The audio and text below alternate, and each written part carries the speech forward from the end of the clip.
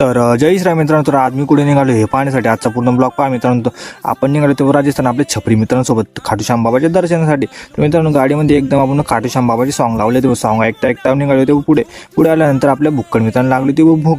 मग आपण थांबलो तो एका हॉटेलवर थांबल्यानंतर मस्त जेवण केलं. जेवण झाल्यानंतर आपण निघालो ते पुढे आल्यानंतर आपण थांबलो ते अडाणी पेट्रोल पंपावर थांबल्यानंतर गाडीची टाकी केली फुल. निघालो ते पुढे.